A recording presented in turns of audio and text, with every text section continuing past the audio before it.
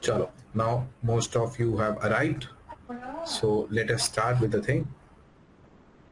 Okay, so we were doing a topic called as French Revolution. Okay, so I'll give you a brief idea of what we have discussed yesterday. So we started that French Revolution happened between 1789 to 1799 के बीच में हुआ था. Now ये date था जब French revolution हुआ. ठीक है. Now if somebody asks कि why the French Revolution happened, the answer is very simple. There was a dynasty in France, okay, and that dynasty was doing a lot of social and economic injustice. So France की society में there was a social and economic like disparity. ठीक है. Social economic injustice था, social economic disparity था. ठीक है. Now देखो इस फ्रेंच रेवोल्यूशन में बहुत ज्यादा फैक्टर्स हैं, बहुत फैक्टर्स हैं. ठीक है. उसमें से हम पहला फैक्टर्स ये पढ़ रहे थे, पॉलिटिकल फैक्टर्स. ठीक है. पॉलिटिकल फैक्टर हम पढ़ रहे थे. ठीक है. अब वो पॉलिटिकल फैक्टर क्या क्या है मैं आपको बताता हूं. पॉलिटिकल फैक्टर, ठीक है. सबसे पहला पॉलिटिकल फैक्टर ये था कि फ्रांस में एक डायनेस्टी थी जिसका नाम था बर्बन डायनेस्टी, और उसके पहले किंग का नाम था किंग हेनरी फोर, जिन्होंने 1589 में थ्रोन को असेंड किया था. ही केम टू थ्रोन इन 1589. फिर दूसरा जो पॉइंट था, इनके इस डायनेस्टी के सबसे बड़े लीडर थे लुइस 14. ठीक है. Louis 14 is a very historic leader, क्योंकि उन्होंने 72 ईयर्स 110 डेज राज किया है, and he is the longest ever like ruling person. 72 years 110 days राज किया है. He used to do social welfare, सामाजिक सेवा करते थे, but at the same time वो क्या करते थे, एब्सोल्यूटिज्म में बिलीव करते थे. He wanted him to be the centre of everything. सारे डेमोक्रेटिक इंस्टीट्यूशन को उन्होंने डिसफंक्शनल कर दिया. ठीक है. इनके टाइम पे बहुत ज्यादा वॉर्स हुए फ्रांस की सोसाइटी में. There were large number of wars in French society, and जो वॉर में जितना भी खर्चा आ रहा था वो फ्रांस के सिटीजन्स के ऊपर ये डाल देते थे. ठीक है. अब दूसरा पॉइंट जो है, इनके रूल से लोग नाराज होने लग गए और लोगों ने लुइस 14 के रूल के खिलाफ आवाज उठाने लग गए, जैसे अभी नेपाल में हो रहा है. ठीक है. Okay. Now he appointed a finance minister. एक फाइनेंस मिनिस्टर को उन्होंने अपॉइंट किया जिनका नाम था जीन बैप्टिस्ट कॉलबॉट. ठीक है. उन्होंने ही फ्रेंच ईस्ट इंडिया कंपनी बनाया था, और ही believed in a mercantile state. मतलब जिस भी देश में जाते थे वो फ्रेंच का फायदा करवाते थे. इन्होंने एक फॉरेन सेक्रेटरी अपॉइंट किया था. The foreign secretary was a very religious person. He was Cardinal Richelieu. ठीक है. इन्होंने लुइस 14 के साथ पोप का, जो क्रिश्चियनिटी के हेड माने जाते हैं, उनका अच्छा रिलेशन बनाने में हेल्प किया. इनके टाइम पे फ्रांस एक प्रॉस्परस स्टेट था, बट फ्रेंच पॉपुलेशन इनके कुछ कुछ कामों से एजिटेटेड था. I hope Louis 14 is clear. Clear? हाँ या ना? ठीक है. आप उम्मीद करते हैं कि आप लोगों ने रिवाइज करा होगा. अब जिसने रिवाइज करा होगा उसको जल्दी समझ में आ जाएगा. ठीक है. अब है लुइस 15. लुइस 15. ठीक है. लुइस 15. ठीक है. अब जो लुइस 15 थे, ये इनके टाइम पे फ्रांस बहुत ज्यादा बैटल्स में इन्वॉल्व था. ठीक है. बहुत ज्यादा बैटल्स में इन्वॉल्व था फ्रांस. ठीक है. अब ये बैटल्स, जो भी बैटल्स थे, ये आप मान के चलो ये यूरोप की जमीन पे लड़े गए थे. ठीक है. यूरोप में लड़े गए थे, और ज्यादातर बैटल्स में फ्रांस वर्सेस इंग्लैंड होता था. ठीक है. और अब मैं आपको एक बात बता दूं, अगर आपको याद होगा, ठीक है, अब ध्यान से सुनना. अब जिसने ध्यान से पिछला टॉपिक पढ़ा है उसको ये टॉपिक समझ में आएगा. तो मैंने क्या कहा, लुइस 14 के टाइम पे, लुइस 15 के टाइम पे फ्रांस बहुत ज्यादा बैटल्स में इन्वॉल्व था. तो लुइस साहब के टाइम पे फ्रांस बहुत ज्यादा बैटल्स में इन्वॉल्व था. इसमें ज्यादातर लड़ाई फ्रांस ने यूरोप में लड़ा था. They fought measure of the battles in Europe. ठीक है. बट कुछ लड़ाई जो था, ठीक है, उन्होंने और कॉन्टिनेंट्स भी लड़े थे. ठीक है. इसमें से एक मेजर जो टजल इनका होता था, वो होता था, इनका टजल किसके साथ होता था, इंग्लैंड के साथ होता था. इंग्लैंड के साथ फ्रांस बहुत लड़ता था. ठीक है। अब वो लड़ाई कहां पर हुआ था? नॉर्थ अमेरिका में हुआ था। अगर आपको याद होगा, जब अमेरिकन रेवोल्यूशन में बात करा था तो हम लोगों ने ये बात करा था कि दो कंट्रीज नॉर्थ अमेरिका में आए थे, वो थे इंग्लैंड एंड फ्रांस। तो जब दो बाहर के देश एक दूसरे देश में आ रहे हैं तो वो आपस में तो लड़ेंगे ना। तो इनके ज्यादातर तज़ल जो इंग्लैंड के साथ हुए थे नॉर्थ अमेरिकन कॉन्टिनेंट में हुआ था। ठीक है, राइट डाउन। लुइस 15, इनका जो टेन्योर था वो था 1715 से 1774 तक। ठीक है,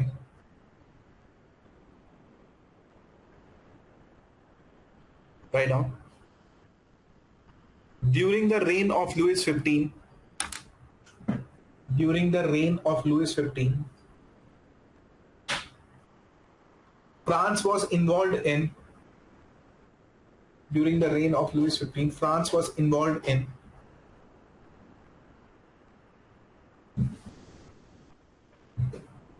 many battles in Europe. During the reign of Louis XV, France was involved in many battles in Europe. ठीक है, इसमें से जो सबसे बड़ा बैटल था यूरोप में जो इन्होंने लड़ा, फ्रांस एक 7 ईयर का वॉर लड़ा था 1754 से 1763 तक इंग्लैंड के साथ। ठीक है, right down. France fought various battles in Europe, and one of the biggest battle that France fought, one of the biggest battle that France fought was a 7-year battle. Was a 7-year battle. Started from 1754 to 1763. 1754 to 1763.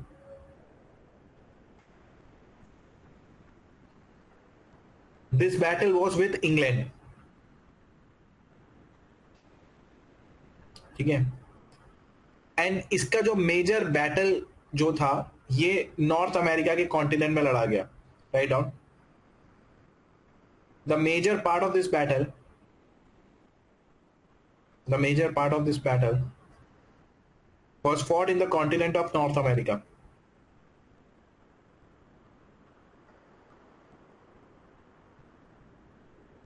ठीक है, अब देखो हम लोगों ने क्या पढ़ा, एक बार मैं बता देता हूँ लुइस 15 के बारे में। यहाँ लिखते हैं, ठीक है।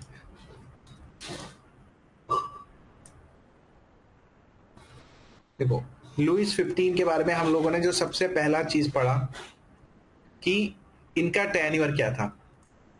1715 से लेकर 1774 तक इनका टेन्योर था। ठीक है, लुइस 15 का टेन्योर 1715 से 1774 तक टेन्योर था। ठीक है, इस इनके टाइम पे फ्रांस बहुत ज्यादा बैटल लड़ा यूरोप में। यूरोप में इनकी बहुत ज्यादा लड़ाइयां हुई। ठीक है, अब एक लड़ाई उसमें से था 7-year बैटल। 7 ईयर का बैटल हुआ था यूरोप में। That happen between 1754 to 1763। ठीक है, 1754 से 1763 के बीच में बैटल हुआ था। ठीक है, अब इस बैटल का जो मेजर पार्ट हुआ था वो नॉर्थ अमेरिका में हुआ था, क्योंकि आपको अमेरिकन रेवोल्यूशन में पता ही है कि हम लोगों ने पढ़ा था कि नॉर्थ अमेरिका में दो देश आए थे, फ्रांस और इंग्लैंड, और साउथ अमेरिका में स्पेन और पोर्चुगीज। ठीक है, वहां पर लड़ाई हुई थी। इस बैटल में ब्रिटिश आर्मी ने फ्रांस को बहुत बुरी तरह हराया था और फ्रेंच आर्मी बहुत ज्यादा ट्रॉमेटाइज हो गई थी। Write down. In the 7 years war, French army was brutally traumatized. French army was brutally traumatized by British army.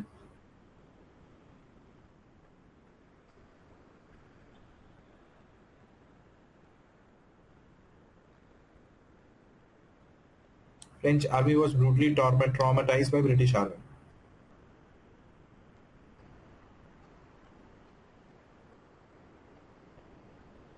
ठीक है,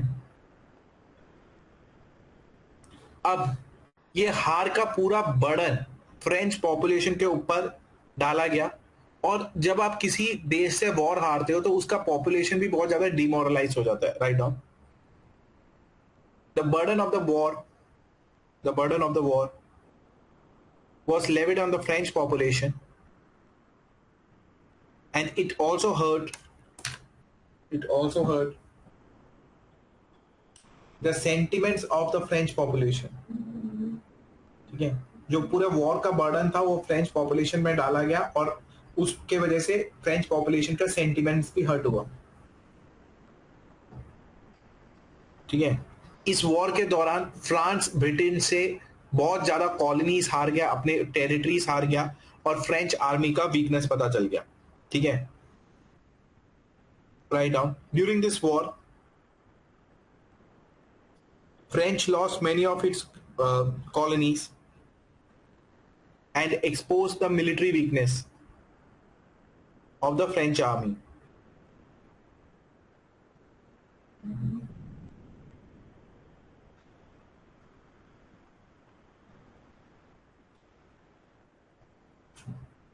Exposed the military weakness of the French army. और लुइस 15 का एक प्रॉब्लम ये था कि ये अपने फेवरेट्स को एज मिनिस्टर्स अपॉइंट करते थे। जो भी इनका फेवरेट था, अशोक ने कहा कुड यू रिपीट? डेफिनेटली, अभी रिपीट करता हूं। He appointed his favorites as ministers. अभी रिपीट कर दूंगा, अशोक को लाइन छोड़ दो। He appointed his favorites as ministers. ठीक है, और ये फ्रांस की जनता का स्पीच और प्रेस के राइट पे कर्व करते थे। मतलब फ्रांस की जो पॉपुलेशन है वो स्पीच नहीं दे पाती थी और फ्रीडम ऑफ प्रेस को कर्व करते थे, राइट ऑन। ठीक है, he curbed freedom of speech and freedom of press of French population. ठीक है, तो अब जो अशोक ने लाइन पूछा है बताता हूं मैं भी। तो मैं आपको पहला पॉइंट ये बताता हूं, ठीक है। अगर मैं आपको पॉइंट वाइज बात करता हूं तो लुइस 15 जो थे बहुत सारे बैटल्स में इन्वॉल्व रहते थे। ठीक है, ही इन्वॉल्व इन न्यूमरस बैटल्स। ठीक है, was involve in numerous battle. मैं दिखाता हूँ लुइस 15 ये है। ठीक है, तो पहला पॉइंट अशोक यहां से देख के लिख लेना। ठीक है, ये है लुइस 15, अच्छे आदमी है। 1715 से 1774 तक। ठीक है, बहुत सारे बैटल्स में इन्वॉल्व थे। ठीक है, ब्रिटेन के साथ इन्होंने बहुत ज्यादा बैटल्स लड़ा था। ठीक है, 7 साल इन्होंने लड़ाई करा था। इसके दौरान फ्रांस अपनी बहुत सारी कॉलोनीज हार गए थे। ठीक है, फ्रांस की मिलिट्री वीकनेस पता चल गई थी।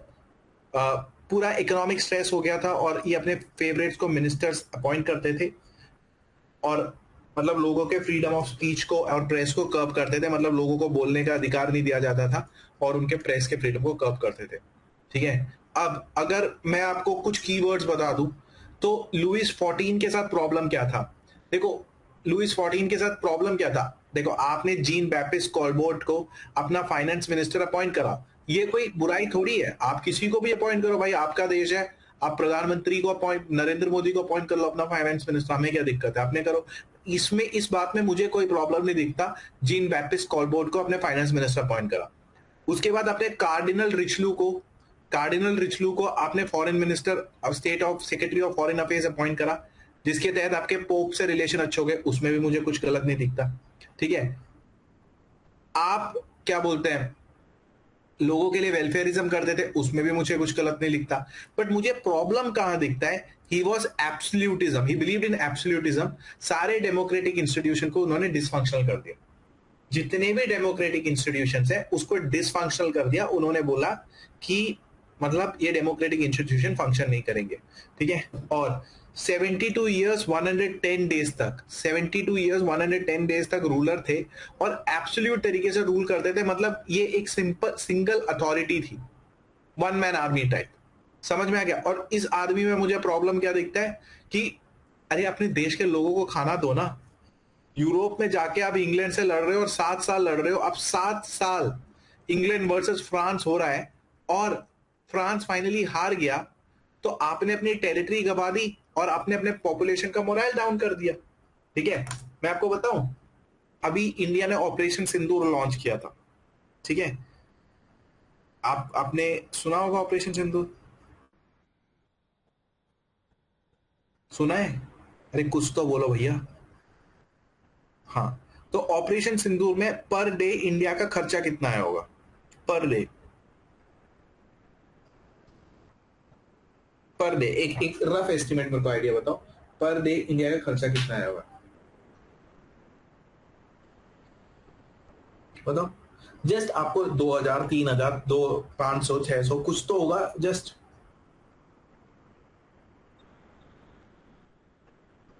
1 करोड़ रुपीस, ठीक है। ये किसने बोला है? अहिंसा ने बोला है शायद, नहीं अशोक ने बोला है।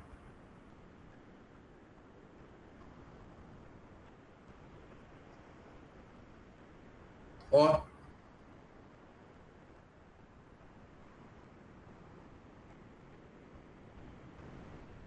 और कोई gas?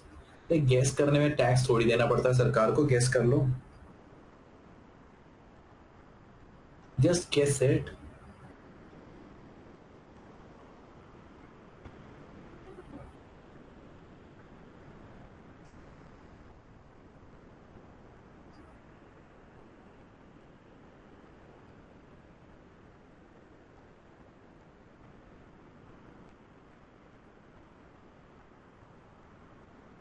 No guesses, 10 crore rupees, okay.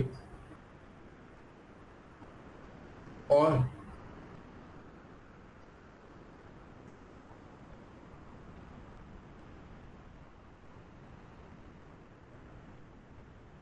चलो 1 करोड़, 10 करोड़, और कुछ? और कोई गैस? गैस करने में भी सोच रहा हूँ।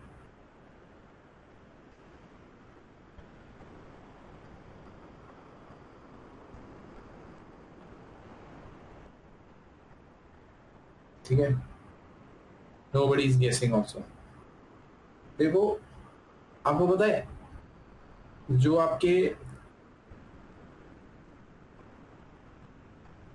डिफेंस बजट है, ठीक है,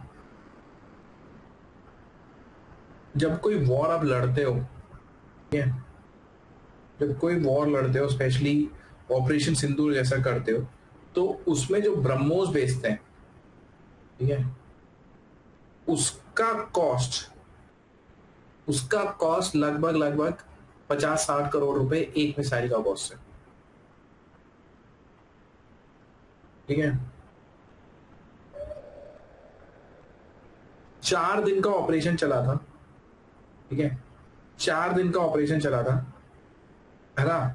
कब से कब तक? लगभग 6 मई में चला था ना, मई में हुआ था ना। ठीक है, लगभग एक दिन का कॉस्ट 5,000 करोड़ से, एग्जैक्ट मैं अगर बता दूं, देखो मैं ज्यादा डाटा रिवील भी नहीं कर सकता, इसलिए मैं चुप बैठा था इतनी देर, बट सिंस ये क्लास कहीं जा नहीं रहा है, सुन लो। 5,840 करोड़ से लेकर एक दिन का cost, cumulative cost 20,000 crore rupees का बैठता है।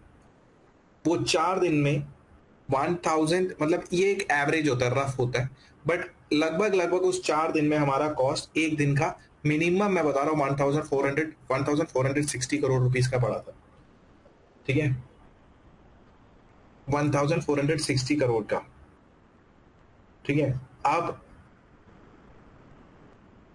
इसमें बहुत सारी चीजें ऐड होती है जो आप लोगों को नहीं दिखता है। ठीक है, मैं आपको बता देता हूँ। एम्यूनेशंस, फ्यूल, ठीक है, आप इतने टैंक्स भेज रहे हो, लॉजिस्टिक्स, तो एम्यूनेशन, फ्यूल और लॉजिस्टिक्स का लगभग लगभग मान के चलो 700 करोड़ रुपीज मान लो। ठीक है, मिलिट्री मोबिलाइजेशन, आपका मिलिट्री जा रहा है तो उसका बहुत पैसा लगता है, लगभग 15,000 करोड़ रुपीज मान लो। ठीक है, फिर हमारा जो इंफ्रास्ट्रक्चर लॉस होता है वो हो गया, फिर जो डेली का जो लॉस एमिनेशंस लगते हैं, वो सब मिला के आपको इतना पैसा तो लगेगा लगेगा पर डे। मैं इसलिए शॉक में था जब आप लोग 1 करोड़ 10 करोड़ बोल रहे थे। मिनिमम मैं बता रहा हूँ 1,460 करोड़ रुपीज मिनिमम है। ठीक है, और इट कैन, मतलब मैं ये मिनिमम बता रहा हूँ, इतना तो खर्च है ही पर डे। ठीक है, तो इट्स नॉट इजी। अब देखो, और उसके बाद अगर उस वॉर में आप हार गए तो आपका पॉपुलेशन का मोराल कैसे होगा, क्या होगा आप सोचो। तो लुईस 15 के साथ यही हुआ था। समझ रहे हो मैं क्या कहने की कोशिश कर रहा हूं? 7 साल लुइस 15 ने इंग्लैंड के साथ लड़ाई करी है, 7 साल, और फिर हार के और आ गया, तो पॉपुलेशन क्या करेगी? एक एक और बात मैं आपको बताता हूँ, ठीक है? मतलब कल को कोई आपसे पूछे तो आपको पता होना चाहिए, जो ब्रह्मोस हमने यूज किया था पाकिस्तान के खिलाफ, हम ऐसे वैसे यूज नहीं करते, पाकिस्तान डर गया था। 400 किलोमीटर रेंज का ब्रह्मोस यूज किया था, उसका कॉस्ट है एक मिसाइल का 34 करोड़ रुपीस। और आप मेरे को पोंगुला और क्या बोलते हैं, अशोक कह रहे हैं 1 करोड़ और 10 करोड़ एक ब्रह्मोस का कॉस्ट है। मतलब I appreciate them, at least they showed the courage to guess. But बेटा ऐसा है कि एक ब्रह्मोस का कॉस्ट है 34 करोड़ रुपीस।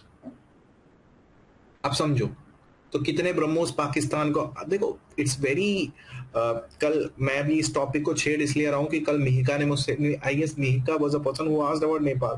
देखो हम लोग ना बहुत पम्प्ड अप होके बोलते हैं कि वॉर लड़ो वॉर लड़ो, ठीक है? मिनिमम इतना है, मिनिमम एक दिन का खर्चा। और जहां तक मेरे अंदाजा में कुछ उस 4-5 दिन में कुछ दिन ऐसे थे, ठीक है, जहां पर 8,000 करोड़ रुपीस भी खर्च हुआ है। 8,000 करोड़ रुपीस कुछ दिन ऐसे भी थे उसमें।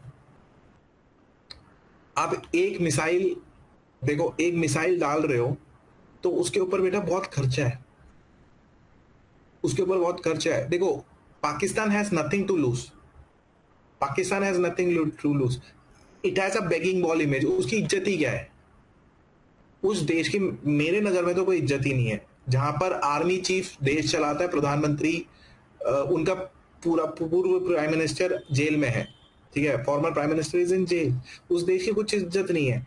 अब उसका क्या है, वहां बैठ के एक बॉम्ब मारेगा, हम 2 बॉम्ब मारेंगे, तो उसका पता है इंडिया का नुकसान है भाई, वो दुनिया की फास्टेस्ट ग्रोइंग इकोनॉमी से एक है, इनका नुकसान है।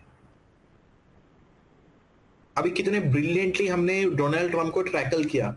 डोनाल्ड ट्रंप बोलते हैं टैरिफ कर लूंगा, वो कर लूंगा, ये कर लूंगा, हमने भी कर दिया भाई। अब वो घूम रहा है, आज उसने ट्वीट किया है, we are trying to resolve the problem with my good friend prime minister Modi. क्यों कर रहा है? बिकॉज उसको भी पता है भाई India is the next big thing.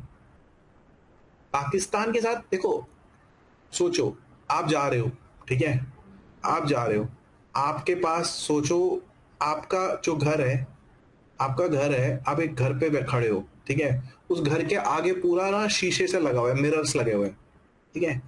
अब आप सामने से एक आदमी जा रहा है, ठीक है, जो आपको कुछ बोल के चले गया, ठीक है, कुछ अब्यूज करके चले गया, आप उससे कुछ अब्यूज करोगे या कुछ करोगे तो उसे क्या होगा, वो एक पत्थर उठा के आपके शीशे में मार देगा, आपका ज्यादा नुकसान हो जाएगा। मैं ये नहीं कह रहा कि उसको कुछ करो मत, बट उसको जो करना है वो दिमाग से करो, दिमाग से करो। तो जब आप पॉलिटिकल साइंस या इंटरनेशनल रिलेशंस पढ़ते हैं या कुछ भी पढ़ते हैं, ठीक है, सो मेक अंडरस्टैंड। हम लोग बोलते हैं नहीं पाकिस्तान को हरा दो, पाकिस्तान को हरा दो। भाई साहब पाकिस्तान के लाहौर को हिट किया हम लोगों ने, किसी देश के लाहौर को हिट करा है हम लोगों ने, लाहौर को।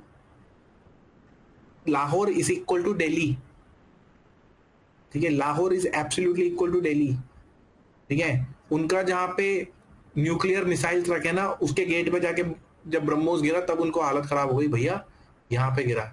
अमेरिका डर गया था because that location is guarded by USA, that location is not guarded by Pakistan, it's guarded by, it's controlled by, administered by USA.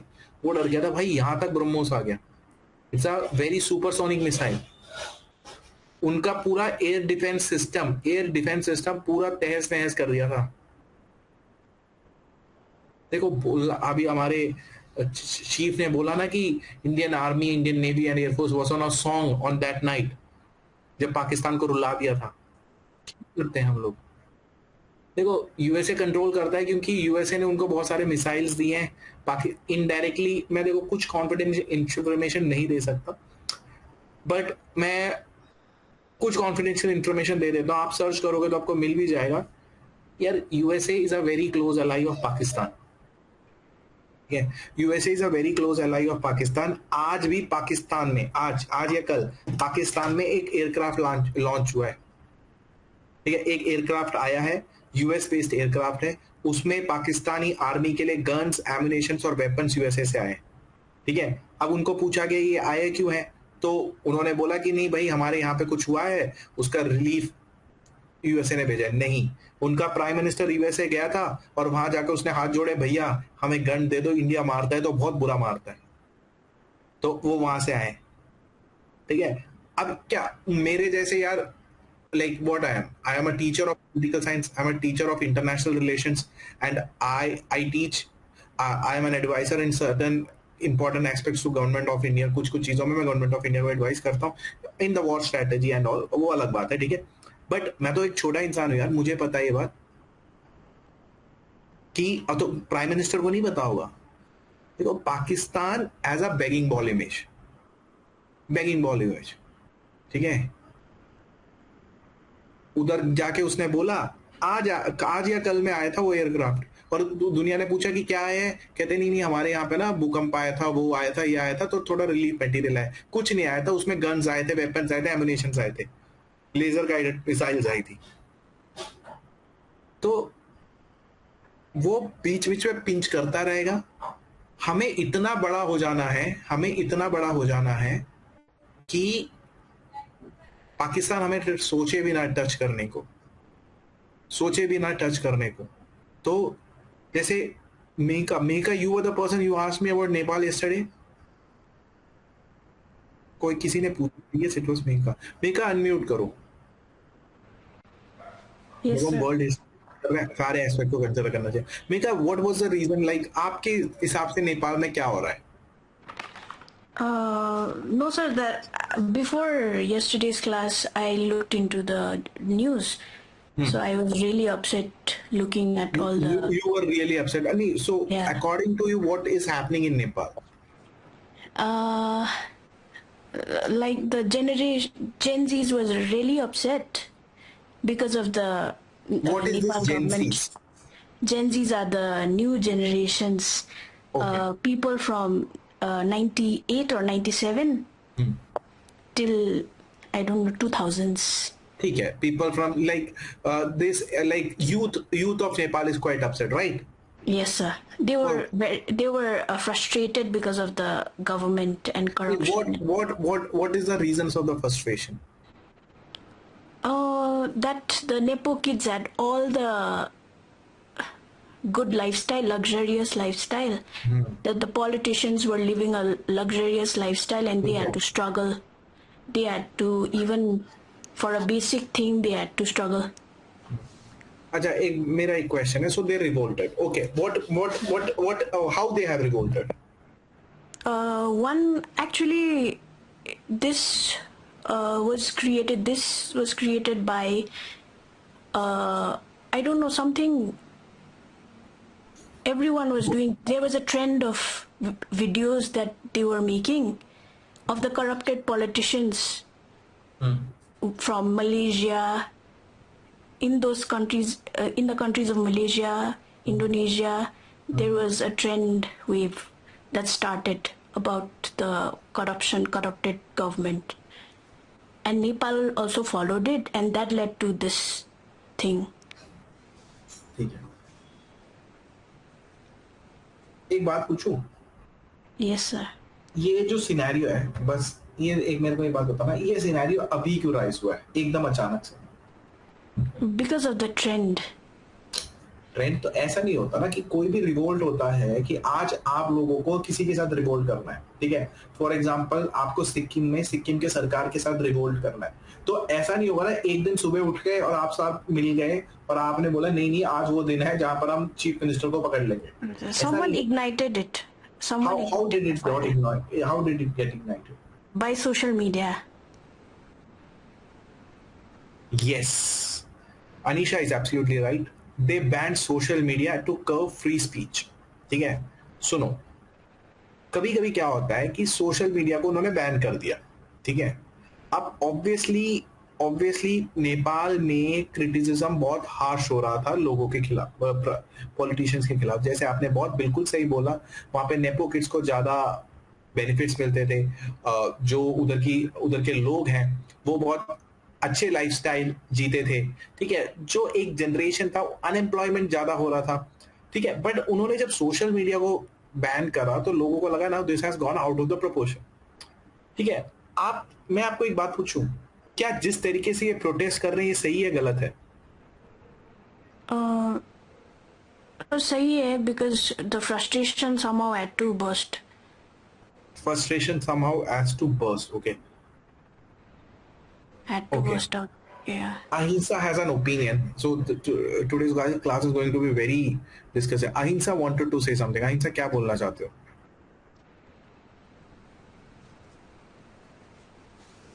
Ahimsa बताओ. You want to say something? जल्दी करो भाई, अनम्यूट अनम्यूट करो.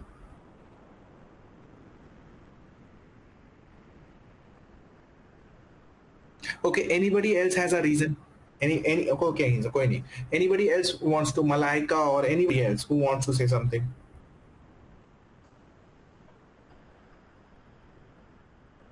सही था but in the country. Okay, सही है. Okay, very good.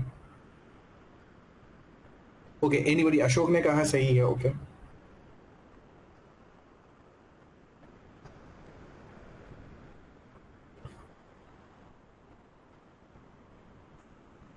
Mika, okay. Okay. Mika ने कहा फॉर्मर पीएम की वाइफ को मार देगा. देखो, I will give my opinion. ठीक है, कल मैं दे नहीं पाया था ड्यू टू टाइम कंस्ट्रेंट. देखिए, मेरा पर्सनल ओपिनियन है, आपका ओपिनियन अलग हो सकता है और ये ओपिनियन विद टाइम चेंज भी हो सकता है. ठीक है, सो ऐसा ना हो कि मेरे ओपिनियन को आप ऐसे कंसिडर करो और बोलो कि नहीं this is a wrong opinion. We can have contradicting opinions as well. Okay, देखो, सबसे पहले every nation has some right, and like every people of every nation has some right. Yeah, be it youngsters, be it elderly people, be it the women, be it the children. But see what is happening in Nepal today. They wanted to show some solidarity, they wanted to protest. Okay, now the youth has started the protest. The major reason वो उनके social media पर curve हो गया, तो they went बेसर्क, एकदम चढ़ गए. अब आपने नेपाल के पार्लियामेंट को जला दिया. ठीक है, नेपाल के पार्लियामेंट को जला दिया. मैं थोड़ी देर पहले का आपको एक रिपोर्ट बता दूं, आपके मीडिया में भी कुछ टाइम में आ जाएगा. उधर एक होटल है हिल्टन करके, हिल्टन होटल है, उसको आपने अटैक कर दिया. उधर जो फॉरेनर्स फंसे हुए थे उनको बहुत परेशान किया. अब आपको पूछा कि भाई हिल्टन होटल को क्यों अटैक किया? बिकॉज आपने कहा कि रूलिंग पार्टी के एक लीडर का उसमें शेयर है. ठीक है, आपने फॉर्मर प्राइम मिनिस्टर की वाइफ, ठीक है, फॉर्मर प्राइम मिनिस्टर की वाइफ को जिंदा जला दिया, जिनका नाम है राजलक्ष्मी चित्राका. ठीक है, और prime minister Jhalanath Khanal, former prime minister की वाइफ को जला दिया, राजलक्ष्मी चित्राका. नाउ अंडरस्टैंड, आपके पास पूरा अधिकार है आप प्रोटेस्ट करें. आप पूरा अधिकार है आपके पास प्रोटेस्ट करें, आप किसी देश में प्रोटेस्ट करने का पूरा अधिकार है. बट आपके पास कानून अपने हाथ में लेने का अधिकार नहीं. You don't have any right to take law in your hands. अब who is responsible what that women has done? Rajlakshmi Chitrakar, the wife of former prime minister, what she has done? Even if she has done something wrong, आपका judiciary होना चाहिए ना, आपका judiciary होना चाहिए. Even if the former prime minister has done something wrong, even if the present prime minister has done something wrong, there should have been a strong judiciary. आज नेपाल में इस प्रोटेस्ट के बीच में एक बच्चा स्कूल जा रहा था, उसके सर पे गोली लग गई. उसके माता पिता के बारे में सोचिए.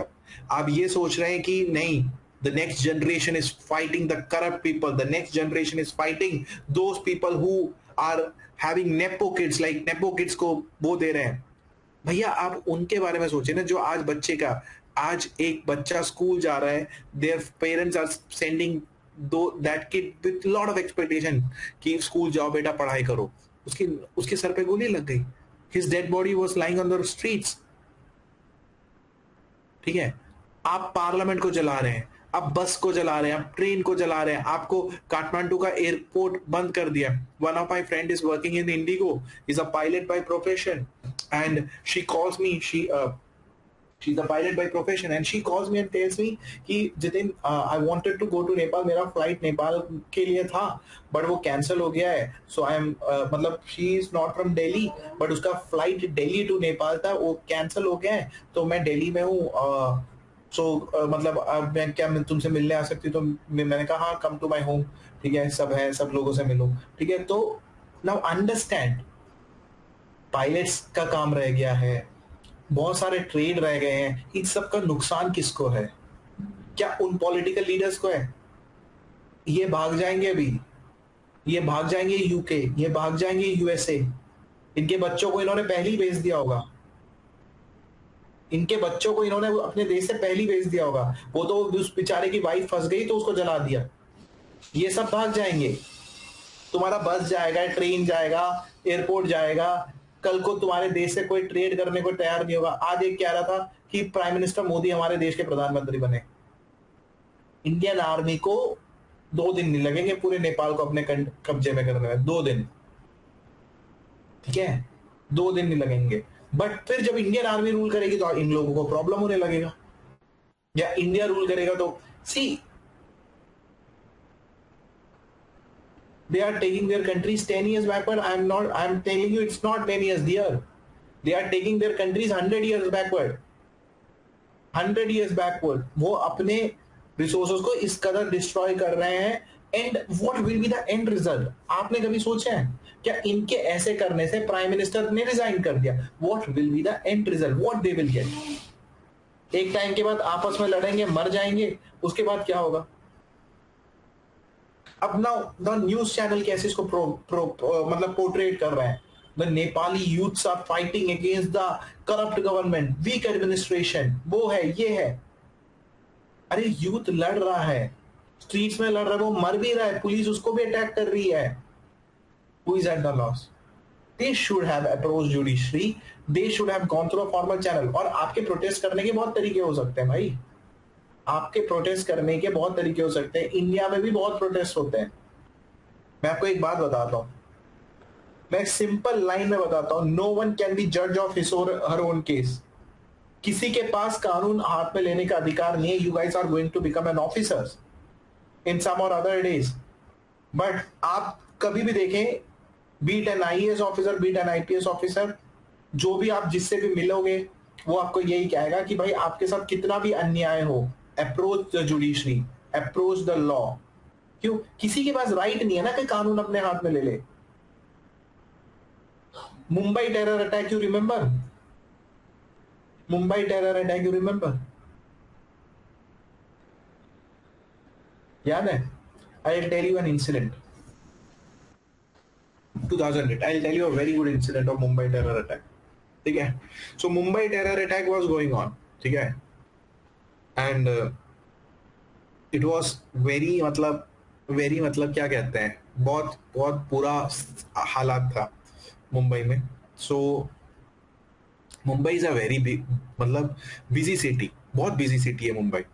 सो what happened was, I was assigned some task there, I was assigned some task, and at that time, I'm a person who has nothing to lose. मतलब मैं ऐसा हूँ कि if you are assigning me a task, I'll go there. So I boarded the flight from Delhi.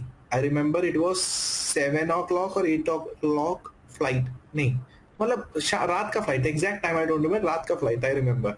सो दिल्ली में भी ना माहौल बहुत खराब था, दिल्ली में भी माहौल बहुत खराब था, there was high security, high risk in Delhi also.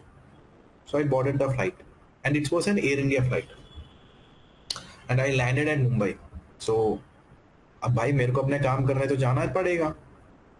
First time in my life I saw there was no cars on the street, there was no autos on the street, the shops were shut down, everything was shut down. Mumbai was stunned in silence, ठीक है। Then I went to Taj, then I went to Nariman House. So all these media people were standing, and I was standing with few officers there. We were given helmets, we were given all the safety jackets. I was there for 3-4 days, and those days were horrific days of life. ठीक है. Now see, understand, my parents are calling from Delhi. ठीक है. कि कहाँ है, and एक time के बाद ना फोन स्विच ऑफ हो गया, and there was no point where I could get my phone charged. Phone switch off हो गया. ठीक है. And they contacted few of my friends, but सबने यही बोला कि he has gone to Mumbai, he is safe. अब मतलब he is safe, we are getting reports, but no idea. So my mother was totally परेशान, my father was totally परेशान. ठीक है. My brother was like consoling them कि कुछ नहीं होगा, but it was part of my job at that time. ठीक है. So I went there. Like I was standing in front of Taj, and you won't believe that dead bodies were thrown out of like क्या बोलते हैं, जो खिड़कियां होते, window से dead bodies गिर रही थी. इंडियन आर्मी के भी गिर रहे थे, एनएसजी के भी गिर रहे थे, और काउंटर मतलब they were throwing people out of the windows and with bullet shattering, bullet वहां से निकल रहे हैं, यहाँ से निकल रहे हैं. 3-4 days I just had apple. 3 Apple मेरे पास थे, मैंने 3 एप्पल खाए, and 3-4 days I was there. And no hotels in the Mumbai was taking like मतलब किसी को भी वो नहीं कर रहे थे, क्या बोलते हैं, एडमिशंस नहीं दे रहे थे, बिकॉज सबके मन में एक डर था कि कौन है ना, सबके मन में एक डर था. ठीक है. nobody was giving admission. ठीक है. So I was totally tired, and finally I met a police constable. So I said कि मैं इस काम से आया हूँ, I'm coming from this department of government of India, इस काम से आया हूँ. So he said, साहब मैं आपको ले जाता हूँ. ठीक है. He was also scared कि भाई रास्ते में कोई मिल जाए. ठीक है. वो ले गए मुझे, पुलिस स्टेशन ले गए, and you won't believe, and it was approximately 2 o'clock in the night. ठीक है. 2 o'clock in the night, and there was a bench in front of the police station. मैं वहाँ बैठा. तो he said, सर क्या लेंगे? Only the first thing which came out of me, थोड़ा पानी मिलेगा क्या? थोड़ा पानी मिलेगा. अब अंडरस्टैंड, 2 days ओनली एप्पल, पानी भी खत्म हो गया था. 2 days में पानी मिलेगा क्या? तो ही ब्रॉट सर पानी, एंड ओल्ड मतलब एक मटके में वो पानी लेकर आए, उन्होंने दिया मुझे, and I drank the entire water, and I slept, I like just lay down on the bench. उन्होंने कहा, सर कुछ खाएंगे क्या? मैंने कहा, भाई कुछ नहीं खाना है मेरे को, जस्ट आप में से कोई अपना फोन दे दो, मुझे घर पे इन्फॉर्म करना है. I call my father and I told him I'm safe. So my parents hadn't slept for 3 days. जब तक मैं वहां था, they were not sleeping. ठीक है. आप किसी भी काम के लिए गए, for them sun is a sun, no? So one of the senior came. He was an SP rank officer. So he said hi to me, and I just wished him hi and hello. He sat next to me. बोलते खाना क्या खाएंगे? मैंने कहा कुछ नहीं साहब, nothing I want. I want to contact this person in the ministry. So आप मेरा contact करवा दीजिए. So he said okay fine. They all arranged the necessity things. जिससे मैंने अपने chief को यहाँ पे inform किया, this is the thing. सब inform किया. After that horrifying incident, I came back to Delhi. ठीक है. And my eyes were swollen, my limbs were literally tired. I got into the flight. Air hostess came to me and said, you're coming from Mumbai? Yes. I said yes. So you went, I cannot reveal the work here. Okay? I work for some government department only. Okay, legal work. So she said, are you tired? मैंने कहा हाँ. तो कहती, what can we do for you sir? तो मैंने कहा, can you give me a pillow? So she gave me a pillow. ठीक है. And she asked, जो मेरे साइड में बैठे थे उनको उन्होंने बोला कि उनका सीट चेंज करा, and she allowed me to sit, मतलब लेग स्प्रेड करके. मैंने मना भी करा, बट she allowed कि हाँ आप बैठ जाइए. मैं पूरा पैर बड़े मुश्किल से वहां रखा. and that 2 hours of flight I had very horrifying dreams कि मतलब डेड बॉडीज के ड्रीम्स, वो ड्रीम्स, ये ड्रीम्स, एंड इतनी बढ़िया नींद मुझे कभी नहीं आई. आई केम बैक टू डेली. ठीक है. एंड एवरी डे मतलब उसके बाद ये दिखा कि अजमल कसाब को पकड़ लिया है, अजमल कसाब को फांसी देंगे. ठीक है. Like when my family used to discuss that incident, My mother lost her father at a very young age in a war. When my mother was 1 years of old, she lost her father. She hasn't seen her father. कभी उन्होंने देखा नहीं है. So for her, Indian army is a very prideful thing. तो वो army के बारे में कुछ नहीं सोचती. So she was like, Kasab को मार देना चाहिए, मार देना चाहिए, उसको लोगों के सामने रख के गोली मार देनी चाहिए. But understand one thing, Indian judiciary is so respectful. Kasab को भी हमने प्रॉपर लीगल एड प्रोवाइड करा. उसका केस लेने के लिए कोई वकील रेडी नहीं था. सुप्रीम कोर्ट ने रिक्वेस्ट करा एक वकील से कि आप इसका केस आप लड़िए, सुप्रीम कोर्ट आपको पैसे देगा और आपकी पूरी सिक्योरिटी इंश्योर करेगा. बट ऑब्वियसली उस वकील ने भी कसाब की सारी बातें उसके सामने रखी, कोर्ट के सामने रखी, but he was hang. So that person who was a born criminal terrorist who did like brutality, उसको भी हमने प्रोटोकॉल के साथ, क्या बोलते हैं, लॉ के हिसाब से मारा. समझ रहे हो? That is the difference where a country where judiciary is respected and a country where judiciary is not respected. आज लोग नेपाल की जुडिशरी को रिस्पेक्ट कर रहे होते हैं, तो नेपाल में ये नहीं होता. ठीक है, अब इंडिया में आप सिनेरियो देख लो ना. अब हम लोग यहाँ बैठ के क्रिटिसाइज करते हैं, अरे इंडिया में ये नहीं है, वो नहीं है, ये नहीं है. इंडिया के चारों ओर के देश देख लो. श्रीलंका में देयर वाज अ टेंशन. ठीक है, people got into the presidential palace. Pakistan तो इज गॉन केस. ठीक है, Pakistan it is that the mercy of ISI. ठीक है, उसके प्रधानमंत्री को नहीं पता होता कि उस देश में क्या हो रहा है. प्रधानमंत्री ने ऑफिशियल स्टेटमेंट दे दिया, ऑपरेशन सिंदूर कॉल्ड ऑफ. आर्मी चीफ आके कह रहा है अभी तो बाकी है. किस काम का प्रधानमंत्री मुझे आज तक समझ में नहीं आया. बांग्लादेश में there was a turmoil, Nepal में प्रॉब्लम. ठीक है, अफगानिस्तान में प्रॉब्लम. ठीक है, चाइना में people are protesting against the Chinese government. अभी कुछ दिन पहले कह रहे थे कि जो उधर के चाइनीज प्राइम मिनिस्टर गायब हो गए. ठीक है, तो बड़े बड़े बिजनेसमैन गायब हो जाते हैं उस देश में, फिर बाद में वापस निकल कर आते हैं. India is one of the best countries to live in. Let me tell you, one of the best countries. आज हम अमेरिका करते हैं ना, न्यूयॉर्क में सबसे ज्यादा क्राइम होता है.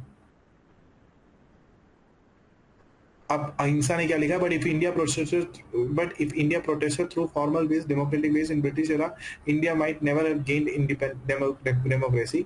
It could still be under the crown of like Australia, but thanks to the extremists who took the other way around and not a democratic way, sometimes extremist idea with the moderate bias is necessary. Regarding Nepal, my opinion very correct. अहिंसा में आपको एक बात बताता हूँ, आपने अहिंसा का पूरा इसको मैं ब्रीफ कर देता हूँ. अहिंसा ये कहना चाहते हैं कि अगर खाली इंडिया एक पीसफुल तरीके से प्रोटेस्ट करते ब्रिटिश के खिलाफ, तो हो सकता है इंडिया को आजादी नहीं मिलती. ठीक है, हो सकता है इंडिया को आजादी नहीं मिलती. आज भी इंडिया ब्रिटिश के अंडर रह जाता या ब्रिटिश इन्फ्लुएंस के अंदर रह जाता. मैं आपको एक बहुत अच्छा पॉइंट बताता हूँ. आपने बहुत अच्छा पॉइंट कोट किया. 1939 से 1945 तक वर्ल्ड वॉर हुआ था. ठीक है, 1939 से 1945 तक वर्ल्ड वॉर 2 हुआ था. ठीक है, इस वर्ल्ड वॉर के टाइम पे ब्रिटिश का पोजीशन बहुत खराब था. ठीक है, ब्रिटिश का पोजीशन बहुत ज्यादा खराब था. ठीक है, मतलब ब्रिटिश के पास कुछ नहीं था, इन्फ्लेशन से सफर कर रहा था, सब कुछ कर रहा था. ठीक है, गांधी जी को आके कुछ यंग पॉलिटिकल लीडर्स ने ये बोला, उसमें सुभाष चंद्र बोस भी एक थे.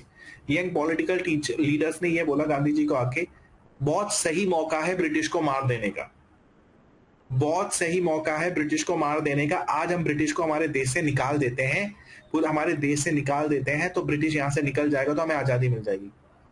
गांधी जी ने जवाब क्या दिया पता है? गांधी जी ने जवाब दिया, नहीं, हम ब्रिटिश से अपने दम पर इंडिपेंडेंस लेंगे. ठीक है, अपने दम पर इंडिपेंडेंस लेंगे.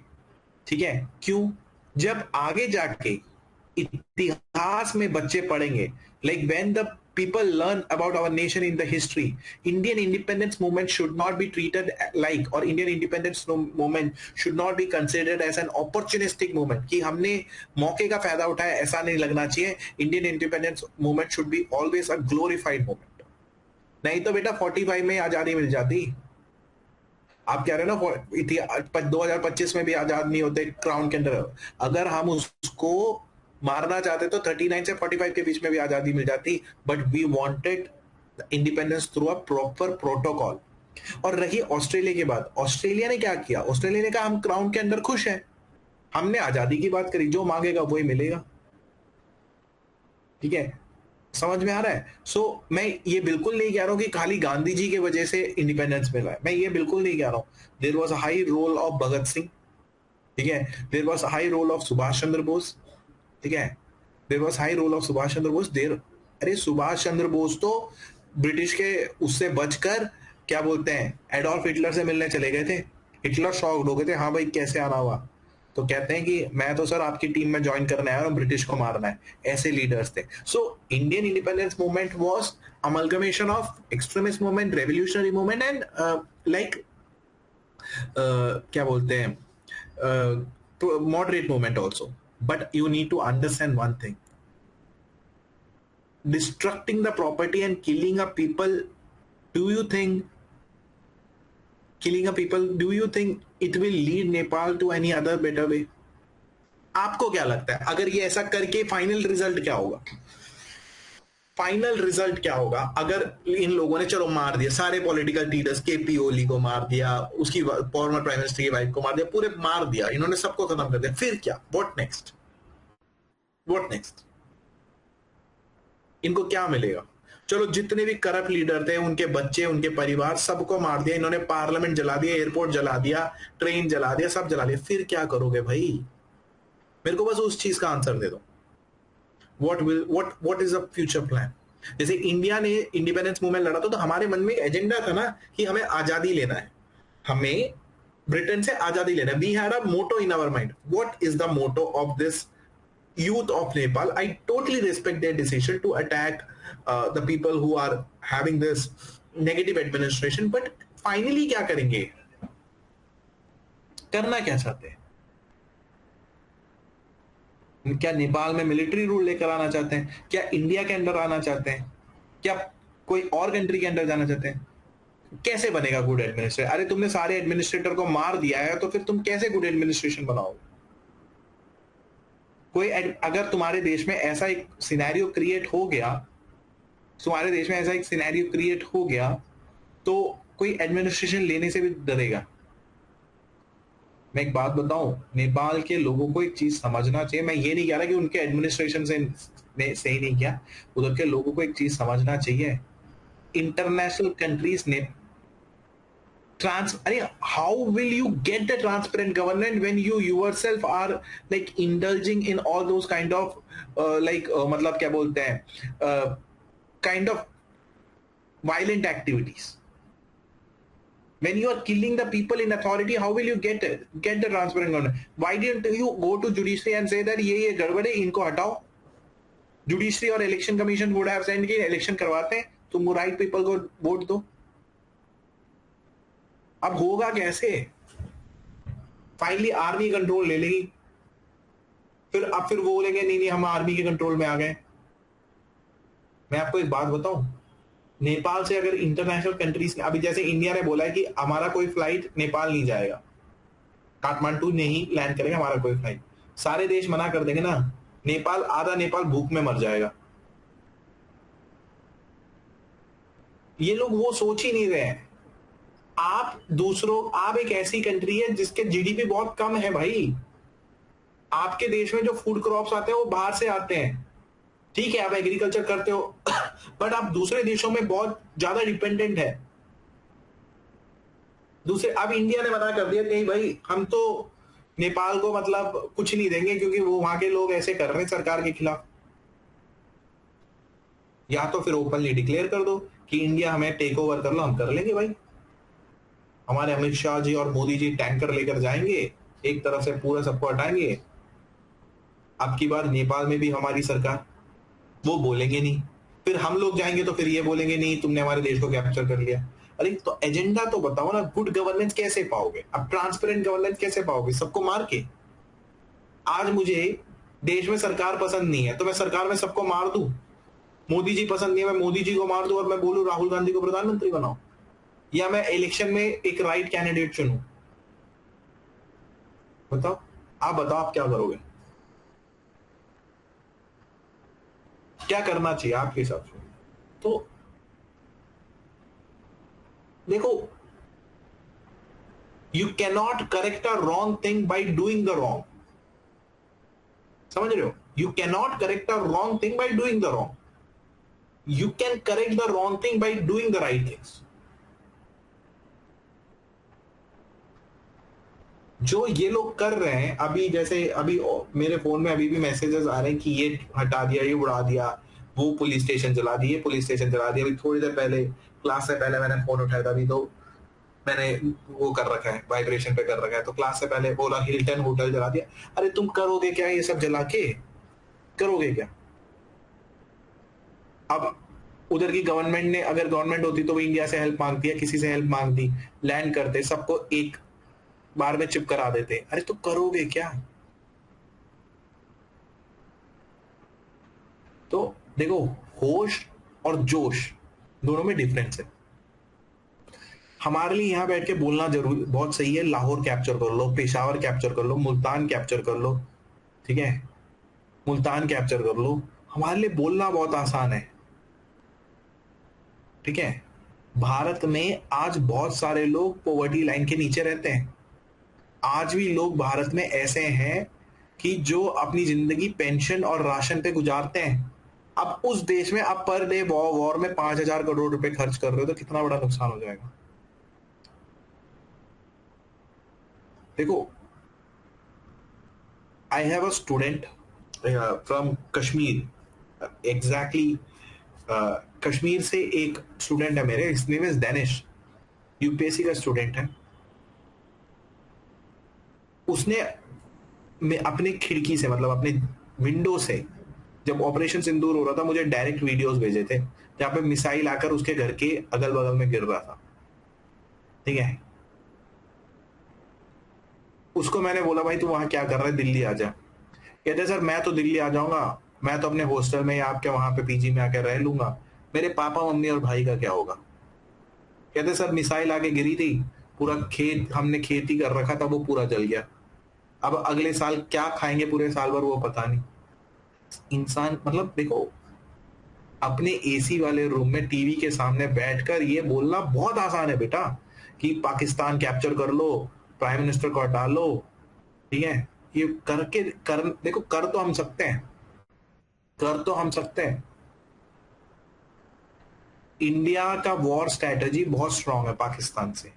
इंडिया चाइना को भी टक्कर दे देगा, बट हाँ definitely China has more military power than us, but India China को भी टक्कर दे देगा, ठीक है। पर प्रॉब्लम क्या है, अब हम वॉर भी जीत जाएंगे, हम वॉर भी जीत जाएंगे, but there will be huge losses from our side too, जो इंडिया को 50 साल पीछे ले जाएगा या 100 साल पीछे ले जाएगा। आज हम बात कर रहे हैं ना कि एप्पल अपना प्रोडक्शन इंडिया में शुरू कर रहा है, डिज्नी पार्क बन रहा है दिल्ली के पास, गुड़गांव में, हरियाणा में डिज्नी पार्क बन रहा है। ये सब प्रोजेक्ट्स रुक जाएंगे और लोग अनएम्प्लॉयड हो जाएंगे। आज हम बात कर रहे हैं ना, बहुत सारी कार मैन्युफैक्चरिंग कंपनीज इंडिया के प्रोडक्शन कर रहा है, हमारे लिए वो ज्यादा इंपॉर्टेंट है। हमारे लिए वो ज्यादा इंपॉर्टेंट है कि हमारा यूथ इतना पढ़ लिख जाए कि we develop a nation with iron arms and strong determination, rather than indulging with a country who only produces jihadis। उधर एक बच्चा जन्म लेता है तो वो क्या कहता है उस बच्चे को कि इंडिया हमारा दुश्मन है। उसको ये बोलना चाहिए इंडिया हमारा दुश्मन नहीं है, इंडिया तुम्हारा बाप है, ठीक है। जीडीपी में देख लो, मिलिट्री पावर में देख लो, किसी भी चीज में देख लो, वो दुश्मन दुश्मन करके पूरे 50 साल 100 साल से लड़वा रहा है और हर बार हारता है। और मुझे तो नहीं समझ में आता उसके आर्मी के मेजर और जनरल को इतने मेडल कहां से मिलते हैं। कारगिल हार गया, 71 हार गया, 47 हार गया, हर वॉर हार गया, बट आर्मी के मेजर, अब वो उसके मतलब क्या बोलते हैं, उसका जो आसिफ मुनीर है उसको एक हाई रैंक भी दे दिया है। अरे भैया, तुम्हारा न्यूक्लियर वेपन जहां रखा है वो खत्म करने वाले थे, अब तुमने किस बात का हाई रैंक दे दिया है? तो उस देश को तो छोड़ ही दो, जैसे क्या बोलते हैं, एक स्टूडेंट ने मुझसे बोला था, सर पाकिस्तान का मैप बिल्कुल, क्या बोलते हैं, छोड़ो आगे बोलते ही नहीं, लीव इट। ठीक है, तो आप समझो कि नेपाल में जो हो रहा है ना, ठीक है प्रोटेस्ट कर रहे हैं, अच्छी बात है, अच्छी बात है, बट ये प्रोटेस्ट करने का एक तरीका होना चाहिए था। आपका कोई भी राइट नहीं बनता कि आप किसी भी पर्सन को जिंदा जला दो। She is a mother, she is a wife, she is daughter of someone. एक बच्चा जो स्कूल गया था उसके गोली लग गई यार, आपका क्या राइट बनता है? एक बात मैं आपको बताऊं, श्रीलंका में लड़ाई हुई थी, LTT versus liberation Tamil tigers versus Sri Lankan army.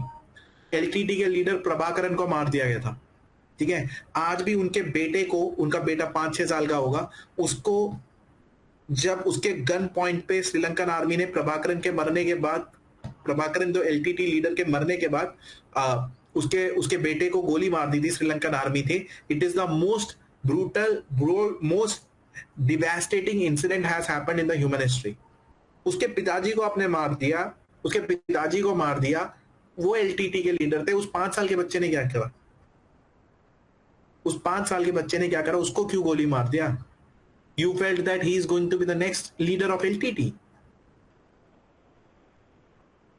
तो आपको सेंस प्रिवेल नहीं कर रहा। एक अब यूएसए के बारे में बात करते हैं, आपको आगे मैंने इंटरनेशनल रिलेशंस भी पढ़ाना है, इसलिए मैं ऐसा बात कर रहा हूं। यूएसए के बारे में बात करते हैं। यूएसए ने इराक को अटैक किया था, याद है आपको? USA was a country which attacked Iraq, ठीक है। यू रिमेंबर इराक को क्या बोल के अटैक किया था? जब इराक को अटैक किया था क्या बोल के अटैक किया था?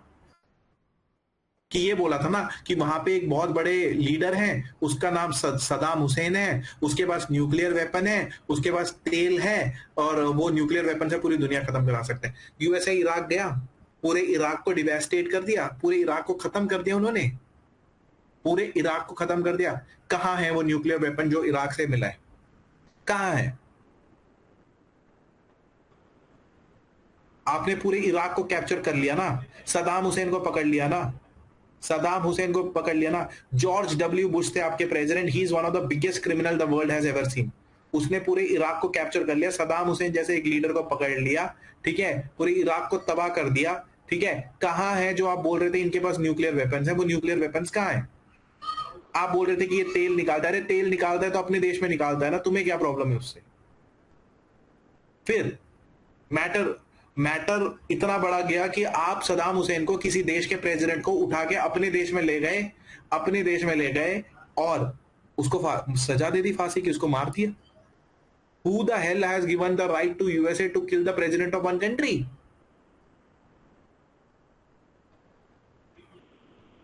UN कहता है the prisoners of war within should be released within 48 hours.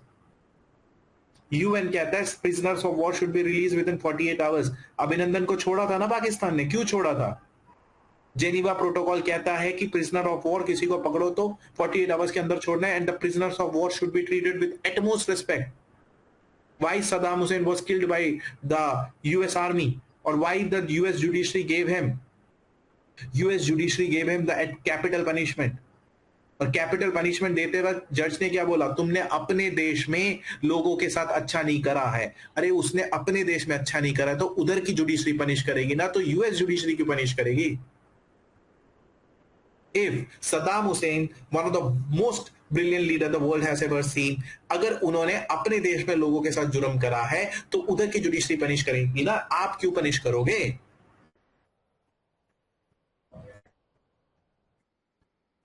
Saddam Hussain की ऑटोबायोग्राफी मैंने पढ़ी है, तो उसमें उसमें ये लिखा है कि सदाम हुसैन को जिस जेल में रखा गया था यूएसए में फांसी की सजा से पहले, उस जेल के सामने एक गार्ड हुआ करते थे। उस गार्ड की सदाम हुसैन से बहुत अच्छी दोस्ती थी, तो and he treated him like his son, ठीक है। And he cried when Saddam Hussain died, and Saddam Hussein was a very brilliant person and a genuine person. उनकी बहुत किताबें हैं, बागदाद करके, आई फॉरगॉट द नेम, वो बागदाद करके किताब है, I have read that book also. जब सदाम हुसैन फांसी की सजा दे रहे थे, उनको फांसी की सजा दे रहे थे, when he was about to be executed, तो सदाम हुसैन से एक चीज पूछा जेल के अथॉरिटीज ने, sahib, they used to call him sahib, sahib what is your like last wish, आपको क्या चाहिए? So the Saddam Hussein said, I require a big woollen jacket, एक बहुत बड़ा वुलन जैकेट चाहिए, and if you can get me like thick one, और एक blanket मिल जाए, तो एक कंबल टाइप का मिल जाए, शॉल मिल जाए, तो it will be very good. So they said okay sir, मिल जाएगा, ठीक है, मिल जाएगा। They give that guy, that जो उनके प्रिजनर जेल के बाहर खड़े थे, उन्होंने उनको दिया, ये जैकेट दिया, ये वार्मर दिया, सब कुछ दिया। अब उनसे पूछा, sir why you are like sorry to ask, कि आपकी तो आधे घंटे में मृत्यु होने वाली है, you are about to get capital punishment, about to get capital punishment, तो आपको ये क्यों चाहिए? उनका जवाब था, आज जब मेरे को सुबह का टाइम था, आज जब मेरे को कैपिटल पनिशमेंट मिलेगा, तो इराक के लोग इस चीज को देखने के लिए टीवी के सामने बैठे होंगे कि उनका सबसे बड़ा लीडर मर रहा है, वो भी यूएस की धरती पे मर रहा है। और जब हम यहां से जाएंगे फांसी की सजा लेने के लिए, रास्ते में बहुत हवा चल रही है, मैंने वो रास्ता देखा, वहां बहुत हवा चलेगी, तो मुझे ठंड लग सकती है, उस ठंड की वजह से मेरे हाथ कांप सकते हैं, बट बिल्कुल ऐसे मेरी जनता को नहीं लगना चाहिए कि मेरे हाथ डर की वजह से कांप रहे हैं। Like I can shiver because of cold, but my nation should not feel that I shivered because of fear. तो इसलिए मुझे ब्लैंकेट चाहिए, इसलिए मुझे शॉल चाहिए, या इसलिए मुझे वार्मर चाहिए।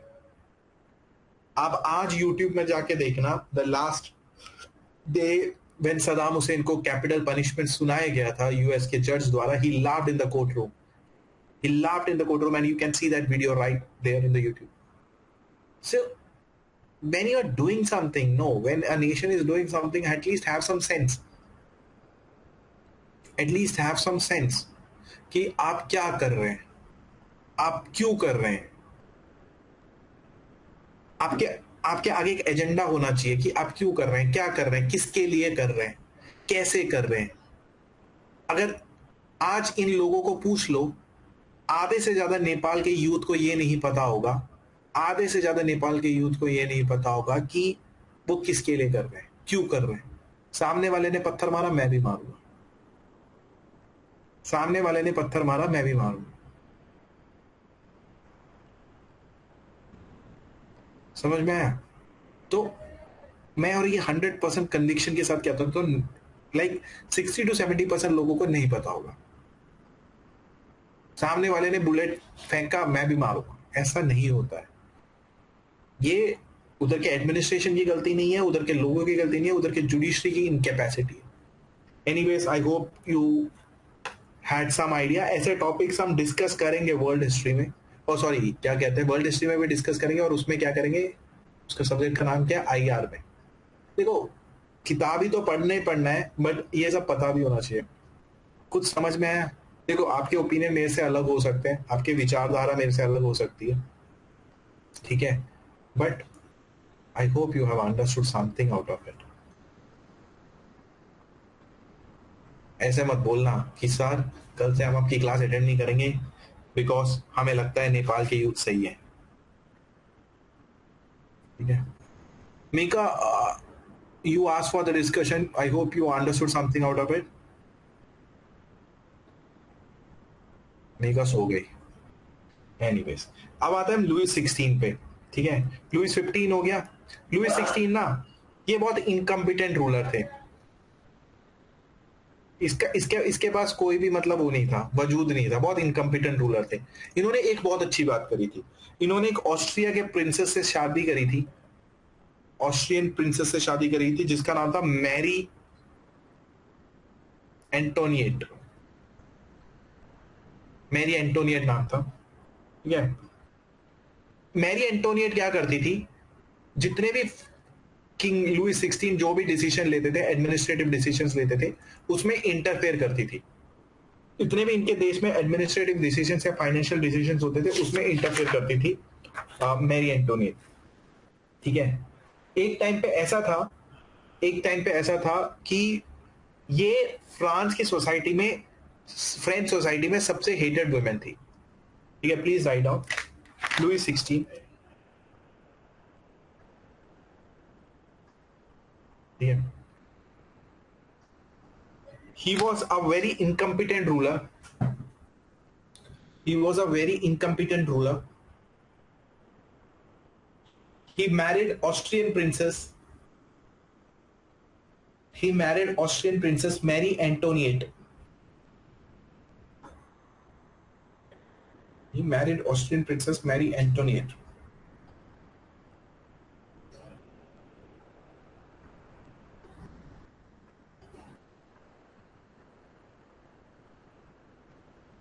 Austrian princess Marie Antoinette. This woman would interfere. This woman would interfere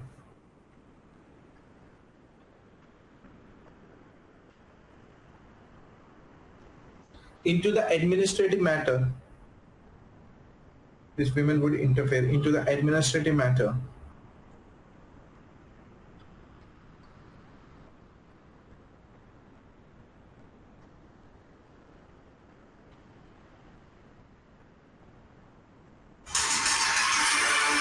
into the administrative matter and financial matter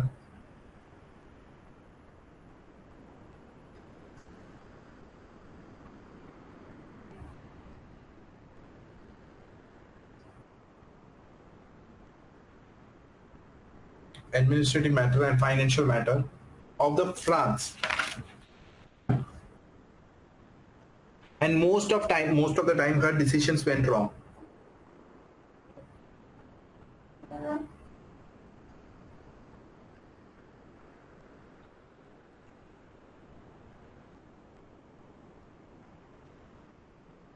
ठीक है, most of the time her decisions went wrong.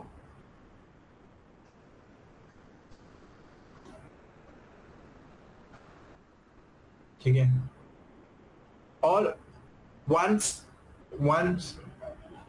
she was the most hated woman. Once she was the most hated woman in France.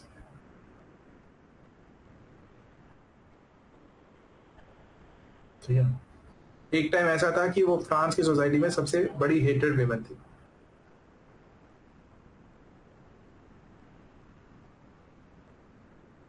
ठीक है,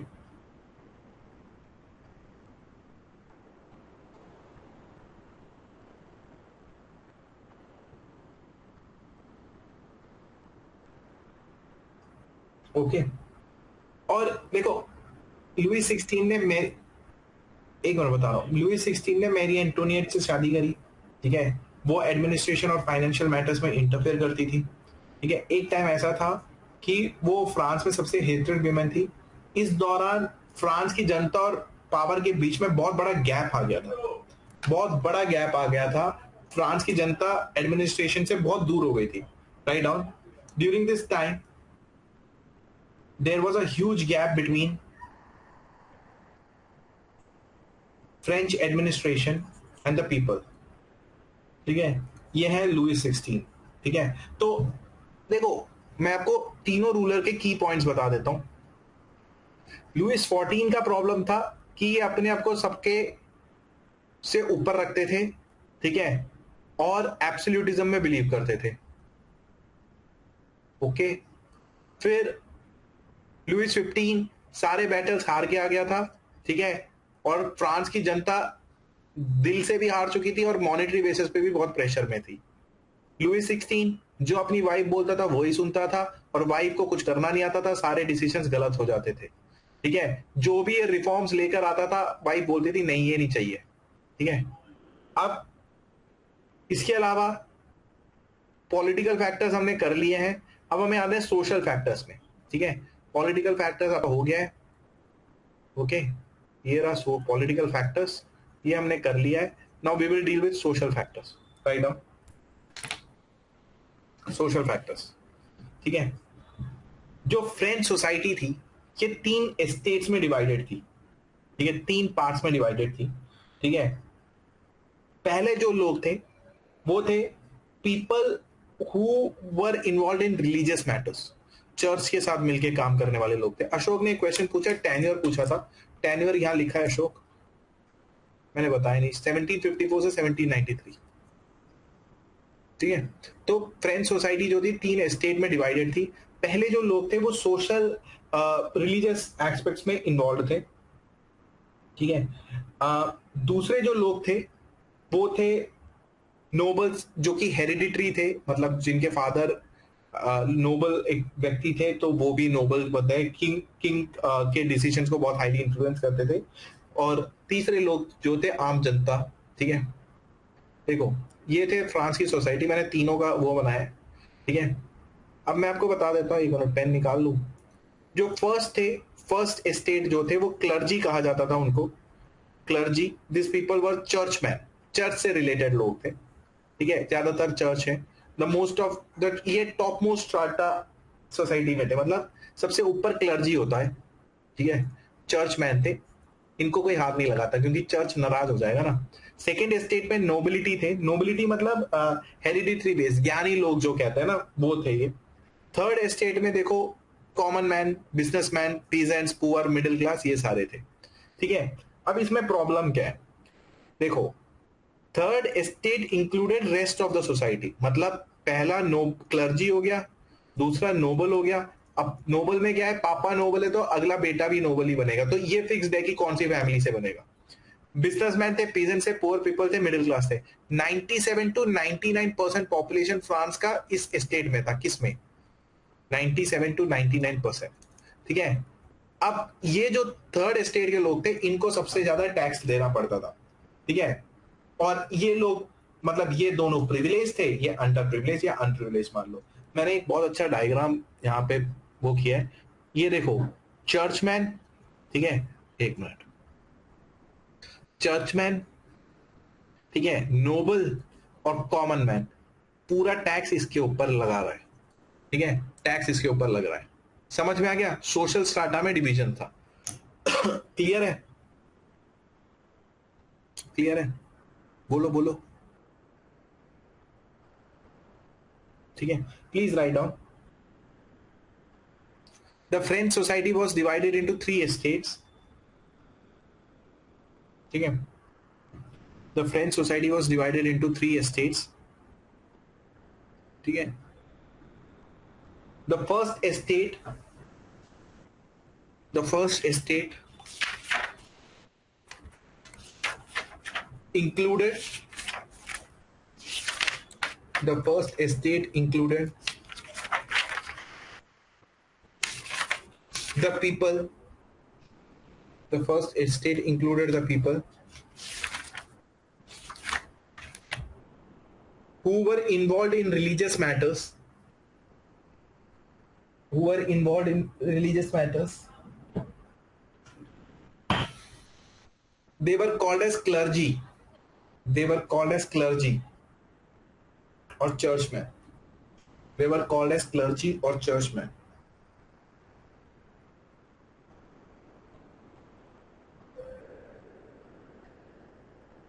The second estate included nobility. The second estate included nobility.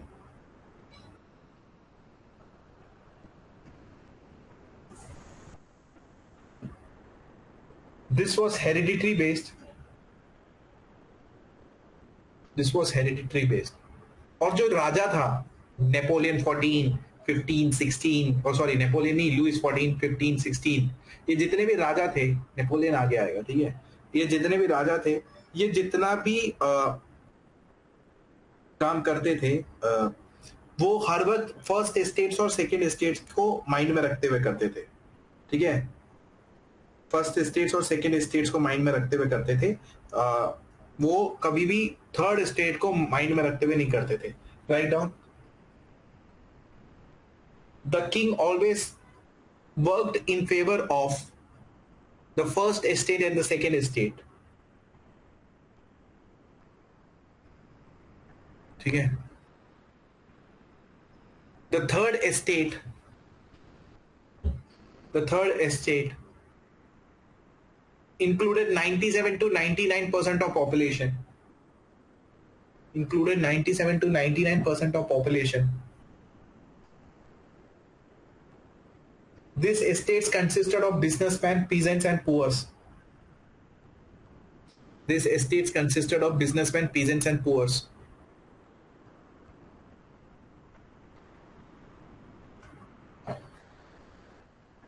All kind of taxes was put on. All kinds of taxes was put on the third estate. French society was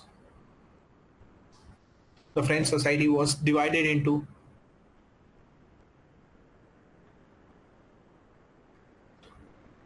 privileged and unprivileged classes. ठीक है, समझ में आ गया? तो अगर आपको पूछे कि भाई फ्रांस में क्या बोलते हैं, फ्रेंच रेवोल्यूशन का रीजन क्या है, तो सबसे आप पहले पॉलिटिकल फैक्टर्स बताओगे, उसमें लुइस 14 की बुराई कर देना, लुइस 15 की बुराई कर देना, लुइस 16 की बुराई कर देना।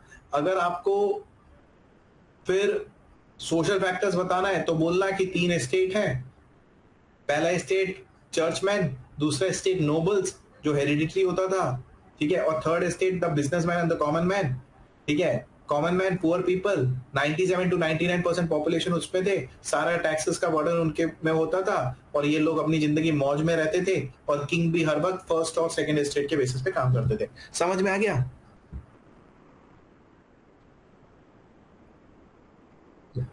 समझ में आ गया? ठीक है,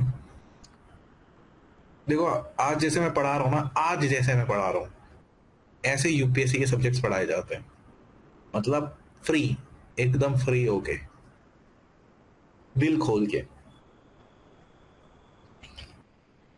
बट आपके पास टाइम कम है तो फिर मैं दिल थोड़ा बंद कर लेता हूं, ठीक है।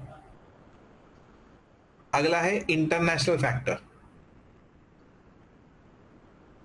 इंटरनेशनल फैक्टर, देखो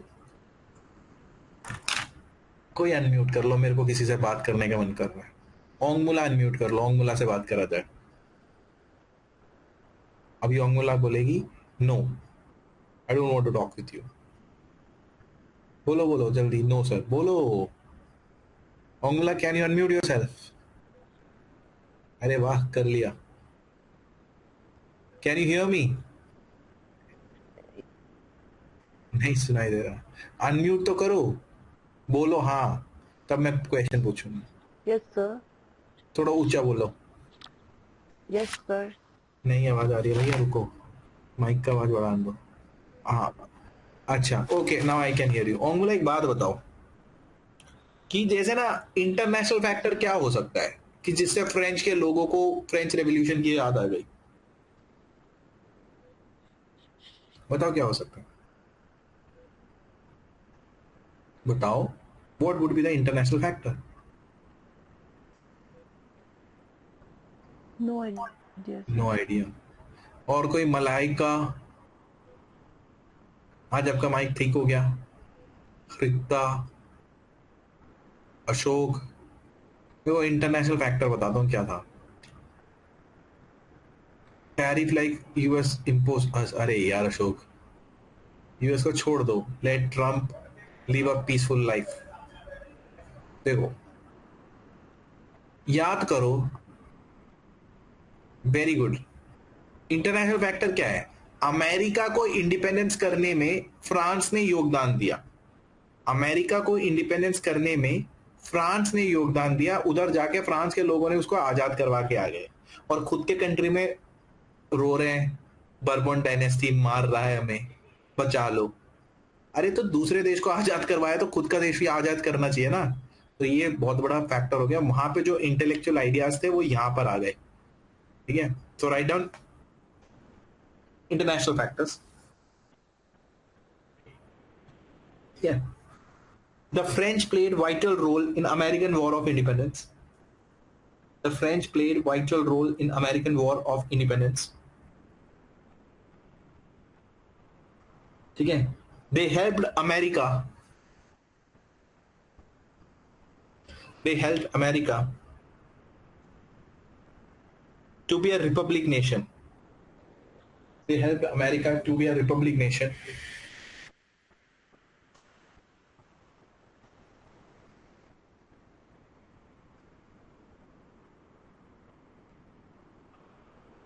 And also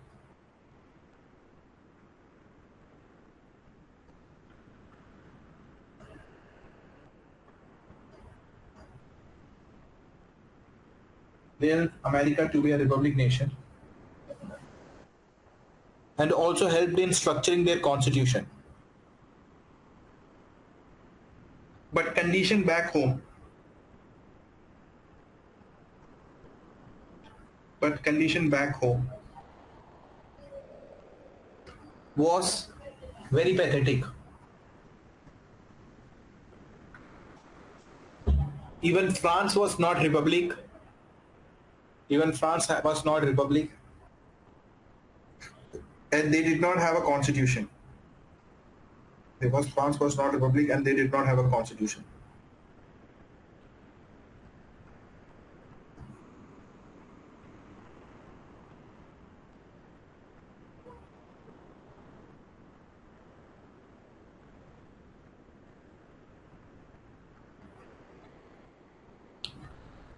The French population understood the need of democracy and revolted against the king.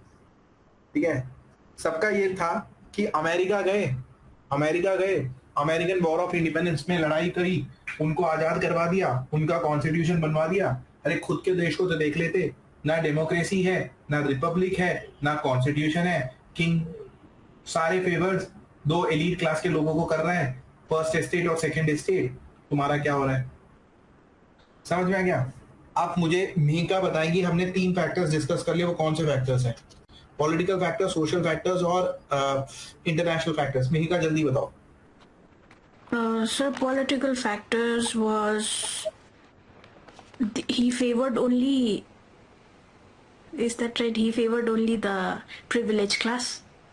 कौन?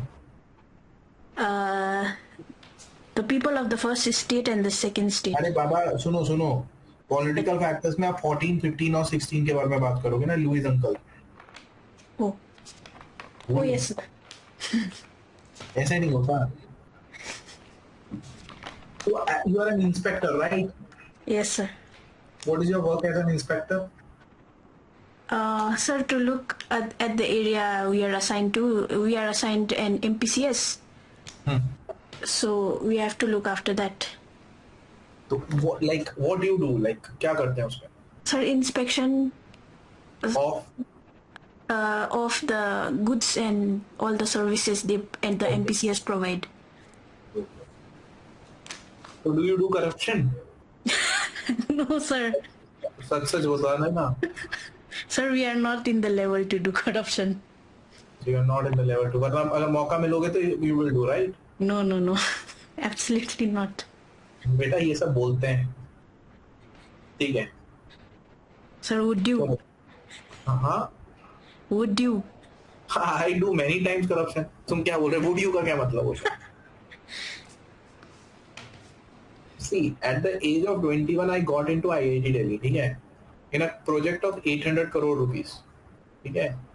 And first day or second day, somebody told me to do some work and it was some things, ठीक है? एक bill बना के देने को बोला and मैंने कहा सर मेरे को इतना पैसा खर्च ही नहीं हुआ है. So they said बेटा या तो मान लो या तो भाग जाओ, ठीक है? तो मान लिया मैंने. तो देखो इट्स नॉट, देखो अब क्या है यार, मैं तुम्हें क्या बताऊं, छोड़ो. तुम बताओ मेरे को, तुम पॉलिटिकल फैक्टर, सोशल फैक्टर और ये बताओ. The political factor was France was ruled by Bourbon dynasty, and King Henry IV was the first ruler, and he ascended the throne in 1589. After that, there was King Louis XIV. He was the most important king of the Bourbon dynasty. How many years he ruled? 72 years and 110 days. Very good. Longest reign. According to you, what was the most wrong aspect in the Louis XIV? Sir, he believed in absolutism, What is absolutism? sole authority. Okay. What was a wrong aspect you saw in Louis 15? Louis XV was in the influence of his wife, the Austrian princess. पक्का? Yes, sir. अरे वो Louis 16 था. 15. He was into wars a lot. He was into wars a lot. Okay. What was the wrong aspect in Louis 16? He was in the influence of his wife, उन wife का नाम क्या था? Marie Antoinette. Okay. What is your opinion regarding the social structure in France? The social structure in France was divided into three structures. The first was the religious people. They were called clergy or churchmen, and the second state included nobility, and this was hereditary based. Second was the nobles. They were hereditary based, and the third were peasants, businessmen, and poor people. Okay. Now, international factor हो गया. Now you have one more factor called as intellectual factor. Intellectual मतलब जो ज्ञानी लोग होते हैं ना, जो भी ज्ञानी लोग होते हैं, उससे मोटिवेट हो जाते हैं, उनके ज्ञान से मोटिवेट हो जाते हो कि आजादी की लड़ाई. जैसे हमारे देश में भी थे जिन्होंने बहुत स्लोगन्स लिखे, पोएम्स लिखे, बहुत सारे फिलोसफीज लिखी जिससे हम मोटिवेट हो गए. ठीक है, तो कभी कभी उनके जो फिलोसफीज है वो इंस्पायर करते हैं रेवोल्यूशन के लिए. Write down intellectual factors. There were many intellectual factors.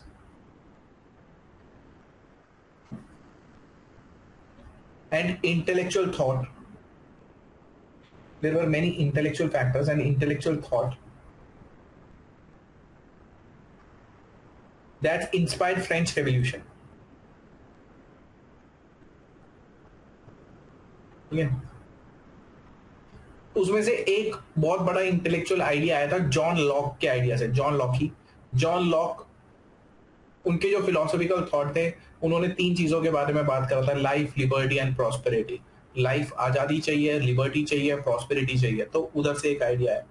ठीक है, और इसी आइडिया जॉन लॉकी के आइडिया से ही जो थॉमस जेफरसन थे, जिन्होंने वर्जीनिया के थे वो, और उन्होंने अमेरिकन डिक्लेरेशन ऑफ इंडिपेंडेंस करा था, इन्हीं का सेम आइडिया उन्होंने भी यूज करा था. Right on.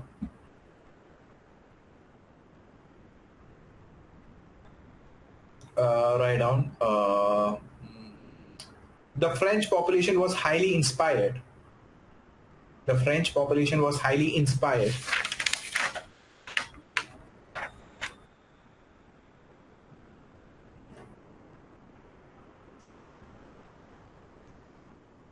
By the ideas of French population was highly inspired by the ideas of John Locke, Johnlocke, John Locke. It's pronounced as John Locke. He talked about life, liberty, and prosperity.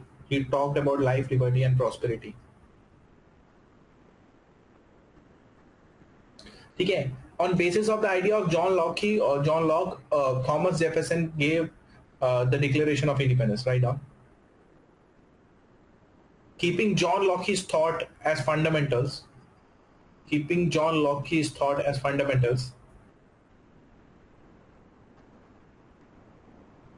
Thomas Jefferson gave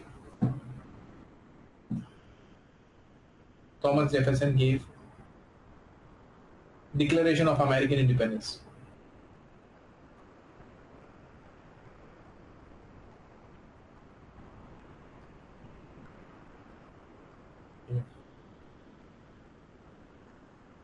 so John Locke के idea पर ही Thomas Jefferson ने America को independence की बात करी थी, America की independence की बात करी थी. And this idea inspired the French people also. This idea inspired the French people also. ठीक है. तो एक तो इंटेलेक्चुअल फैक्टर था. इंटेलेक्चुअल फैक्टर मतलब दुनिया में जितने भी फिलोसोफर्स थे, पॉलिटिकल साइंटिस्ट थे, उन्होंने जो idea liberty, freedom, Republic, independence की बात करी थी, वो पढ़कर भी लोग कभी कभी इंस्पायर्ड हो जाते हैं. ठीक है. तो जॉन लॉक जो लाइफ, लिबर्टी और प्रॉस्पेरिटी के बारे में बात करते हैं, जिनके आइडिया ने अमेरिकन पॉपुलेशन को इंस्पायर करा, उन्हीं के आइडिया ने फ्रेंच पॉपुलेशन को भी इंस्पायर करा. ठीक है. और एक व्यक्ति थे, उनका नाम था जीन जैक्स रूसो. ठीक है. जीन जैक्स रूसो ये स्विट्जरलैंड के जेनीवा में जन्म लेते हैं. ठीक है. इन्हीं को फादर ऑफ फ्रेंच रेवोल्यूशन कहा जाता है. ठीक है. इन्होंने एक अपनी किताब लिखी थी सोशल कॉन्ट्रैक्ट. ठीक है. उसमें इन्होंने कहा था democracy is equal to absolute freedom, पूरी तरह आजादी चाहिए. ठीक है. तो इन्होंने ये लिखा था. राइट डाउन, मैं स्पेलिंग लिख देता हूं जीन जैक्स रूसो की. Jean Jacques Rousseau. ठीक है. Jean Jacques Rousseau. ठीक है. he was born in Geneva. he was born in Geneva. रिक्ता ने पूछा है कि अमेरिकन रेवोल्यूशन या अमेरिकन इंडिपेंडेंस या अमेरिकन रेवोल्यूशन एक ही बात है भाई. अहिंसा ने भी पूछा है. क्या पूछना चाहता है, मेरे को समझ नहीं आया.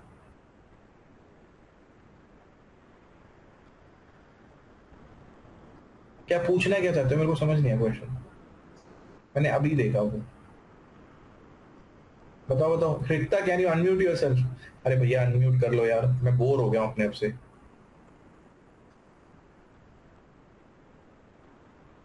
रिक्ता, अहिंसा, चलो लिख लो जब तक. It was answer to previous question. अच्छा अच्छा ठीक है. Jean Jacques Rousseau was born in Geneva, Switzerland. Was born in Geneva, Switzerland. ठीक है. He was regarded as the father of French Revolution.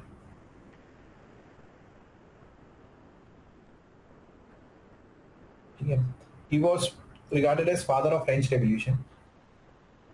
He said democracy is equal to. He said democracy is equal to absolute freedom. और उन्होंने किताब लिखी थी social contract.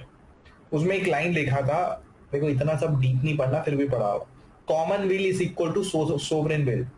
आम जनता की चाहत ये है कि आजादी. कॉमन विल, आम जनता की चाहत है. सोवरेन विल, आजादी. ठीक है. In his book social contract he said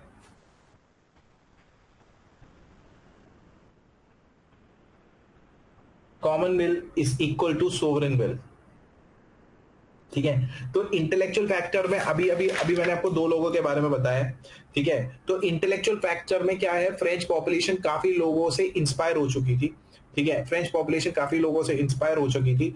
और जैसे ये जॉन लॉक के आइडिया लाइफ, लिबर्टी और प्रॉस्पेरिटी से वो बहुत ज्यादा इंस्पायर हो चुके थे. और इसी आइडिया के बेसिस में थॉमस जेफरसन, जो उन्होंने American declaration of American independence या अमेरिकन रेवोल्यूशन के बाद अमेरिकन इंडिपेंडेंस को उन्होंने ही दिया था, American declaration of American independence दिया था. तो उससे फ्रांस की पॉपुलेशन भी इंस्पायर्ड हो गई थी लाइफ, लिबर्टी एंड प्रॉस्पेरिटी के आइडिया से. फिर दूसरा जीन जैक्स रूसो, उन्होंने अपनी किताब में साफ साफ लिखा था कि कॉमन विल जो आम जनता चाहती है वो है सोवरेन विल, आजादी चाहती है. और democracy is equal to absolute freedom. और भी फिलोसोफर्स थे लाइक वॉल्टायर. ठीक है. और उन्होंने, वॉल्टायर ने ना क्या कहा था कि कॉन्स्टिट्यूशनल मोनार्की होना चाहिए. कॉन्स्टिट्यूशनल मोनार्की मतलब राजा को रूल करने दो, बट राजा के पावर को कॉन्स्टिट्यूशन कंट्रोल करेगा. मतलब राजा रहने चाहिए, बट कॉन्स्टिट्यूशन होना चाहिए जो राजा को बताएगा कि भाई तू ये करेगा, तू ये नहीं करेगा. Right. There were other philosophers like Voltaire. There were other philosophers like Voltaire. Okay. He was not in favor of democracy. He was not in favor of democratic.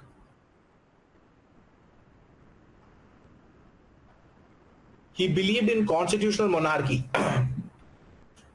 He believed in constitutional monarchy.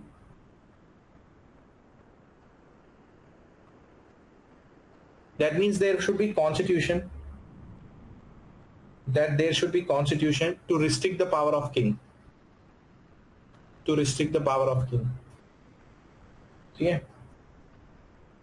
और फिर एक व्यक्ति थे जिनका नाम था Marquez de लैफेते. ठीक है, स्पेलिंग लिख देता हूं मार्केस दे लैफेते का. मार्केस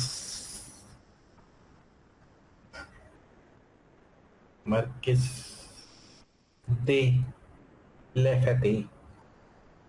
लैफेते ये ना एक फ्रेंच जनरल थे जो अमेरिकन रेवोल्यूशन में अमेरिका की मदद करने गए थे. ठीक है, और जब ये फ्रांस आए तो इन्होंने लोगों को, इनको देखकर लोगों को ऐसा लगा कि आजादी हम भी ले सकते हैं, हम भी मोनार्की को डिथ्रोन कर सकते हैं. Right on. ठीक है. Marquis de Lafayette was a French general. Marquis de Lafayette was a French general who was involved in American Revolution.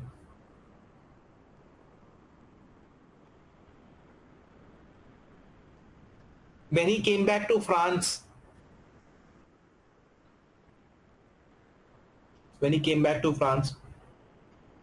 he made people believe that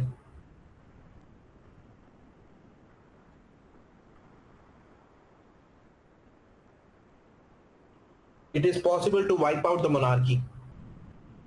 He made people believe that it's possible to wipe out the monarchy. तो देखो मैं आपको एक बात बताता हूँ. ठीक है, हम इंटेलेक्चुअल फैक्टर्स में हम लोगों ने बात किया. थॉमस जेफरसन, मतलब बहुत सारे लोगों के आइडिया से इंस्पायर थे. Thomas Jefferson was one. ठीक है, जिन्होंने लाइफ, लिबर्टी और प्रॉस्पेरिटी का आइडिया दिया, और उससे अमेरिकन भी इंस्पायर्ड होकर जॉन लॉक ने लाइफ, लिबर्टी और प्रॉस्पेरिटी का आइडिया दिया. थॉमस जेफरसन उससे इंस्पायर्ड होकर डिक्लेरेशन ऑफ अमेरिकन इंडिपेंडेंस करा. ठीक है, फिलाडेल्फिया में. Thomas Jefferson was from Virginia. ठीक है, और जॉन लॉक के आइडियाज में उन्होंने वो दिया.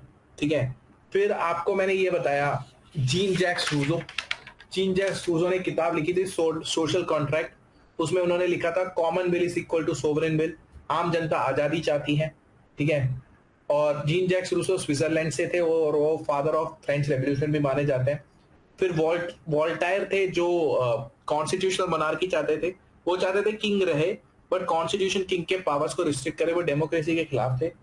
और मार्केस दे लेफेटे जो कि फ्रेंच जनरल थे, अमेरिकन रेवोल्यूशन में गए थे, अमेरिका को आजाद करके आए थे. उन्होंने लोगों को वापस आके ये आश्वासन दिया और यकीन दिलवाया कि आप मोनार्की को डिथ्रोन कर सकते हैं.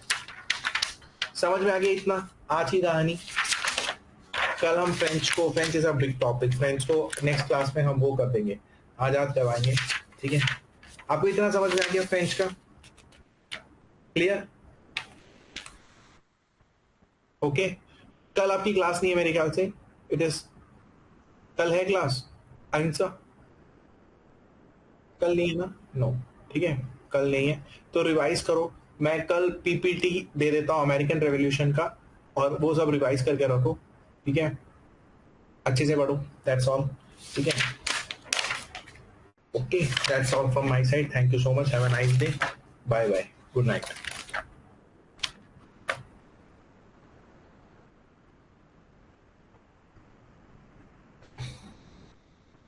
Good night.